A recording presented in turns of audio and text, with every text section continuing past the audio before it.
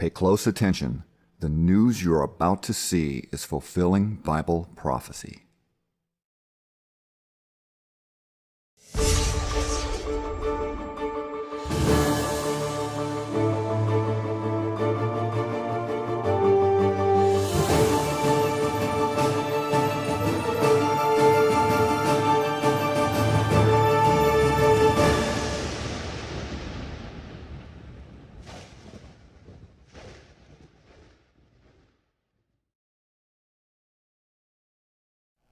Welcome to another edition of YPN News, bringing you news as it relates to Bible prophecy and foretold by Yisrael Hawkins. Well, Russian spy ships heading toward the east coast of the United States is something that is definitely concerning the United States government. There's mistrust among nations, and the question is just how close are we to global nuclear war? Well, these reports and more as we begin today's broadcast. But first, we're going to start with the Doomsday Clock. Since 1947, it's been a symbol of man-made global catastrophe like nuclear war and, of course, in 2007 included climate change. A change in the clock's time has yet once again been made, and it's the closest to midnight that it's been since 1953. Take a look at this video as the Bulletin of Atomic Scientists explains the reason for this advance in time. It is with considerable concern that we set the time of the 2018 Doomsday Clock and offer a plea to rewind the Doomsday Clock.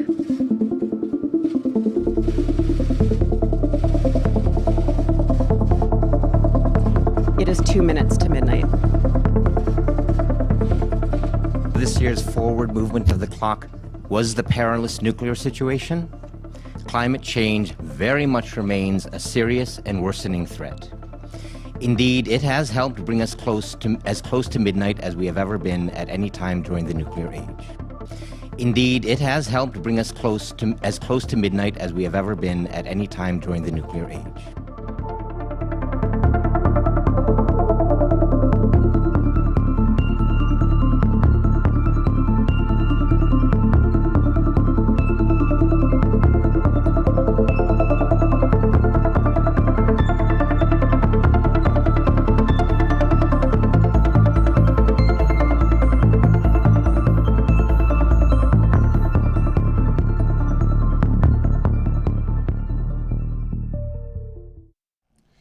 Well, that group of scientists certainly can see how close we are to nuclear war. That's right.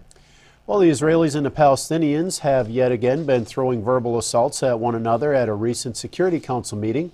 Palestinian and U.S. representatives spoke concerning the futile attempts to resolve the long-lasting ongoing conflict between the Israelis and the Palestinians.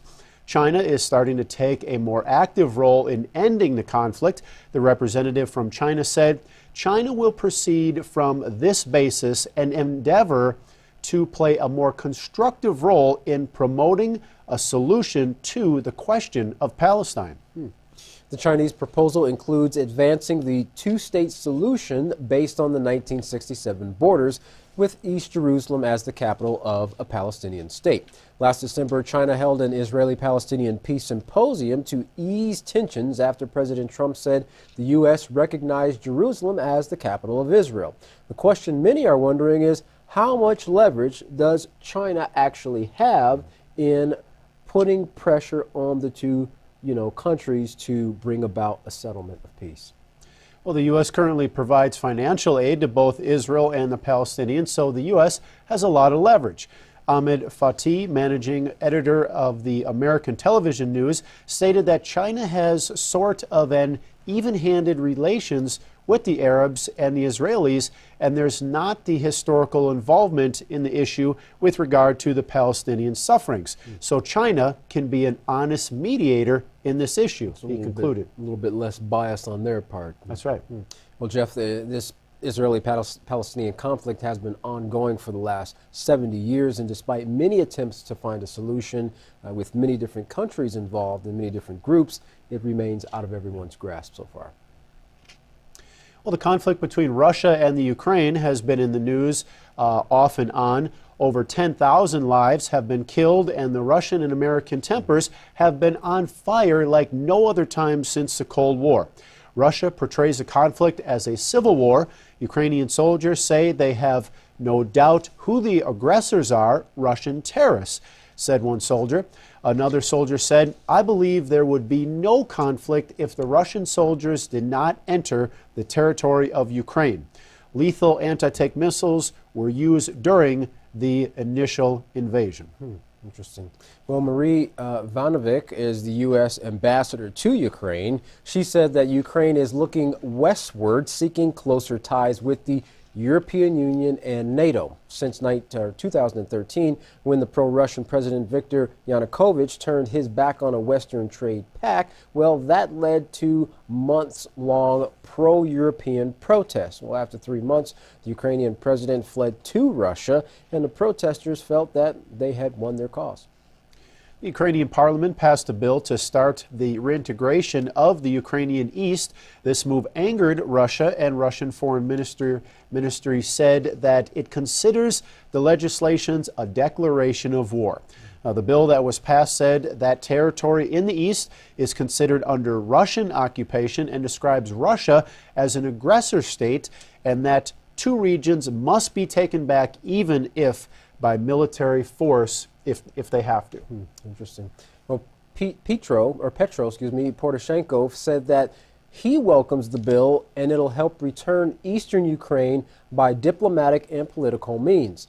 That land taken over after the toppling of President Viktor Yanukovych, which prompted pro-Russian fighters to take over Ukraine's east. So that's what he's referring to, that area of land that was taken over by those pro-Russian fighters. He's saying it should help bring it back under Ukraine's governorship.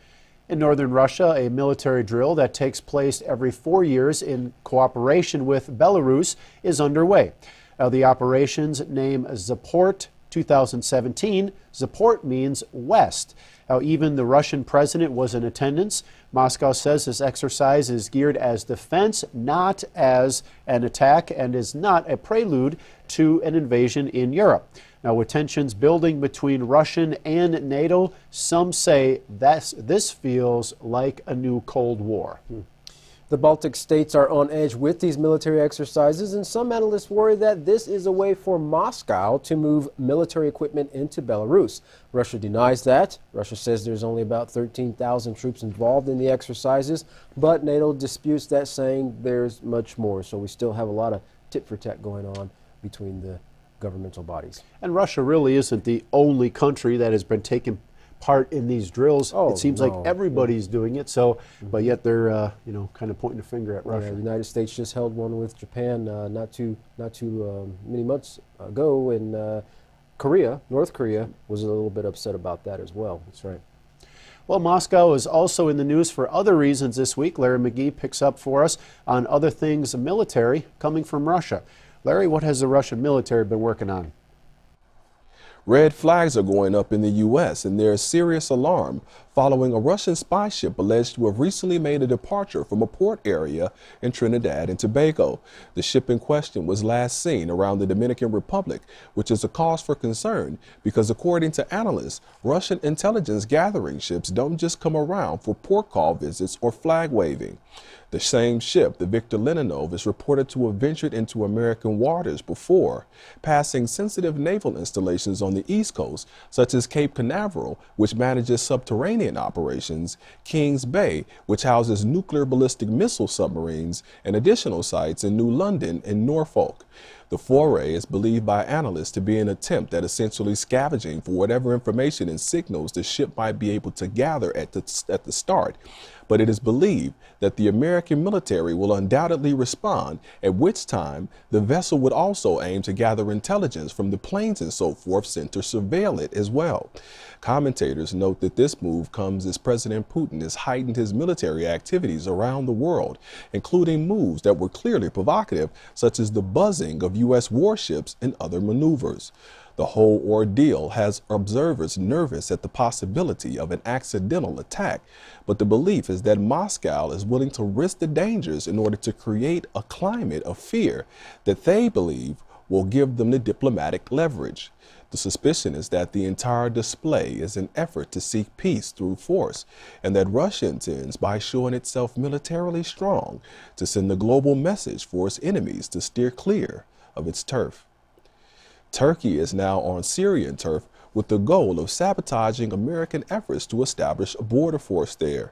America would like to have that force to include its Kurdish allies, but the Kurds, of course, are considered by Turkey to be its bitter enemies.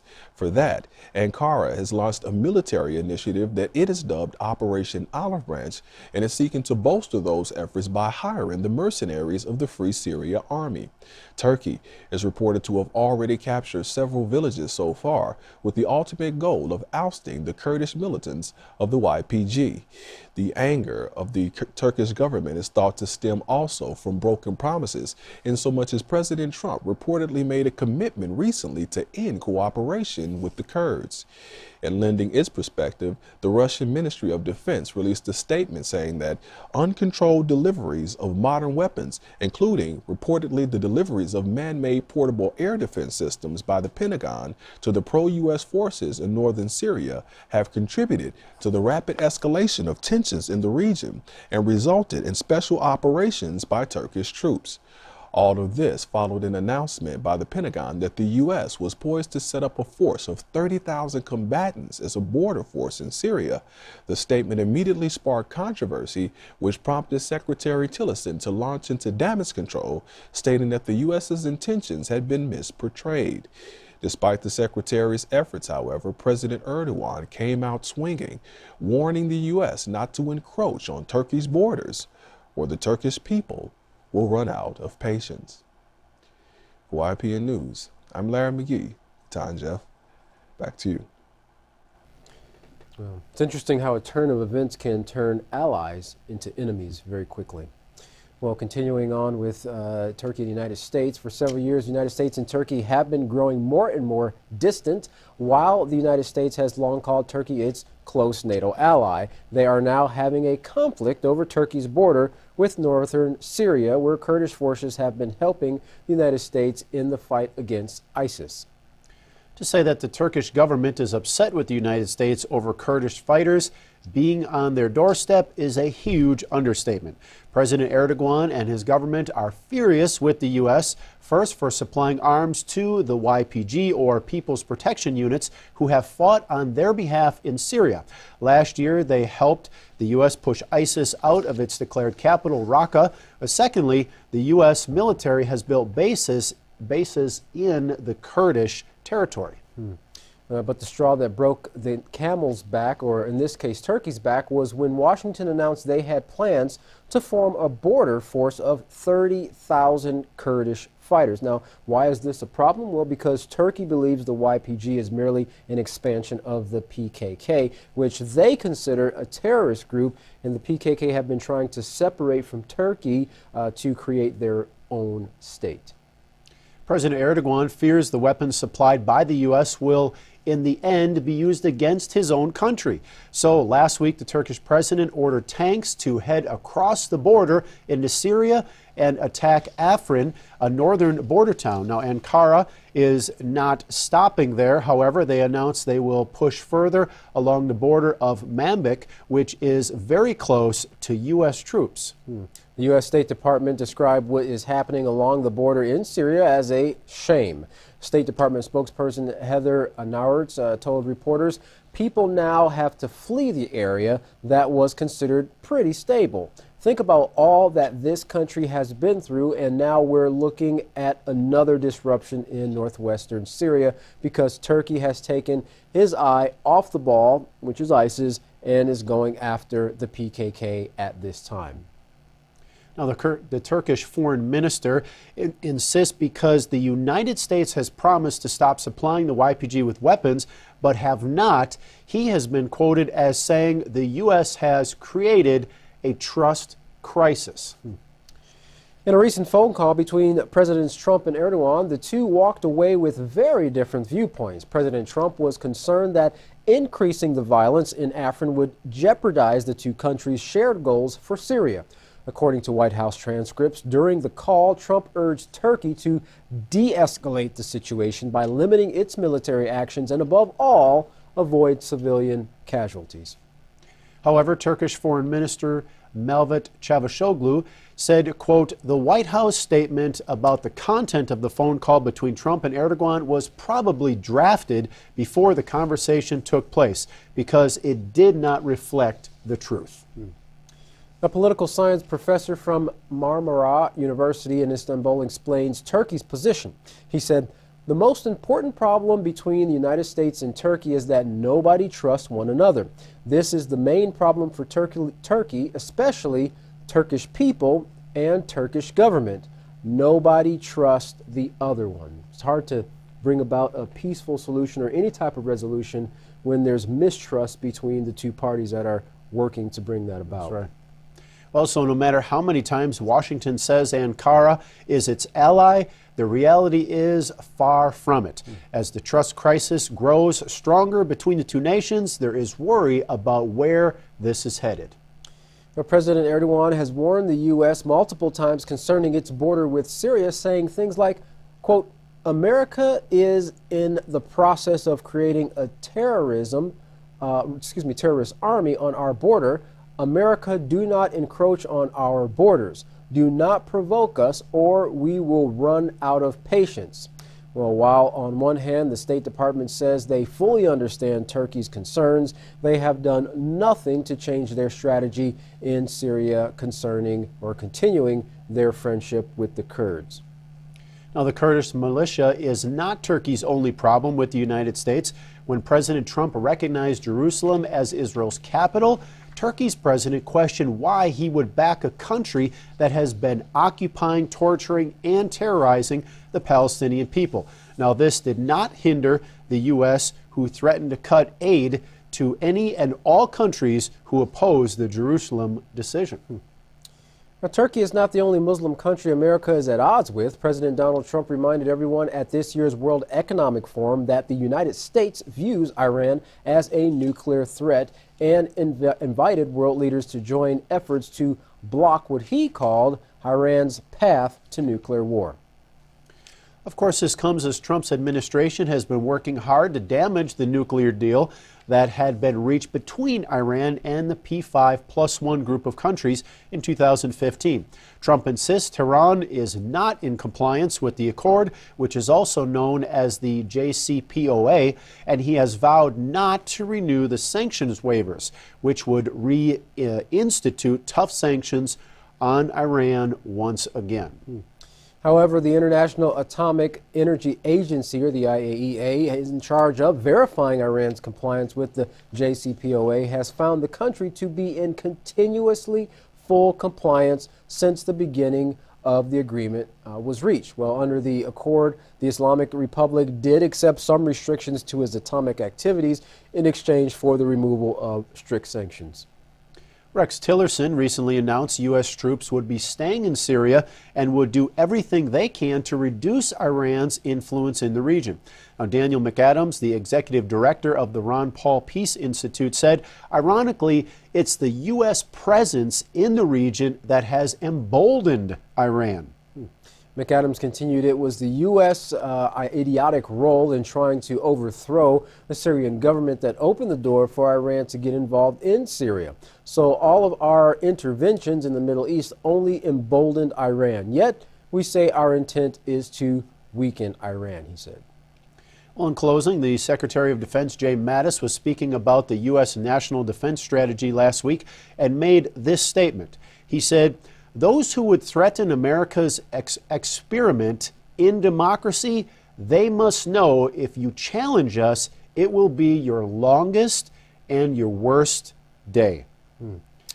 Wow. So we see the threats coming forth from the global leaders, leaders of countries, and still at the same time we're not any closer to achieving a peaceful solution. It's interesting that the peaceful solution does have a way, 3 steps, to stop all war. And if nations will actually take something like this, a program like this, and put it to work in their governments and to teach it to their people, we could actually start on the road towards peace without any threats to the opposing party. In fact, the peaceful solution is designed to make friends out of enemies.